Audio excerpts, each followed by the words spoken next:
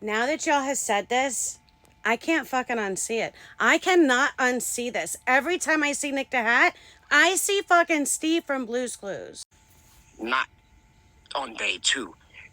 You don't do that. It's just not right. Again, guys, if it was this Seth or going after, this isn't the Super Bowl.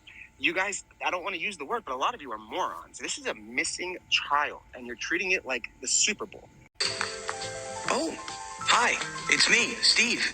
You know, you're just in time. Blue and I are just headed over to the newsstand.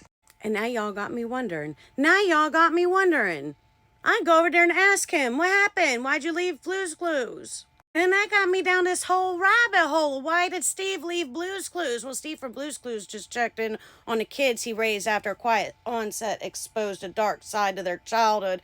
And people are seriously emotional.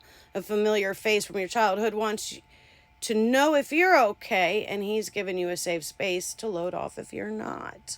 You know, Blue's Clues was on Nickelodeon.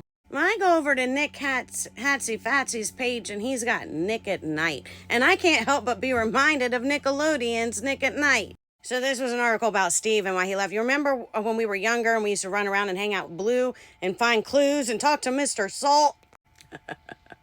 And freak out about all the mail and do fun stuff, Burns says. Then one day I was like, oh, hey, guess what? Big news. I'm leaving. Here's my brother Joe. He's your new best friend. And then I got on a bus and I left. And we didn't see each other for like a really long time. Can we just talk about that? Because, you know, it was kind of abrupt.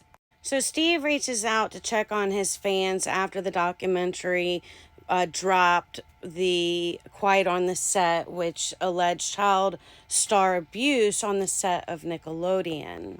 Well, this is a 5-part documentary television series that details some of the toxic, behind-the-scenes world of the children's television programs from the 1990s to the 2000s, with special focus on Dan Schneider's tenure as producer and showrunner at Nickelodeon. I'm thinking some of this stuff may be touched a little too close to home. And I tell you, with all the similarities, it got me wondering, is Nick at Night Steve from Blue's Clues? I don't think so, but they certainly do look alike. And the reminder is there. The resemblance, the reminder. So every time I look at Nick now, I'm going to be thinking he's Blue's Clues, and he just he just ain't intimidating nobody. Just put it that way.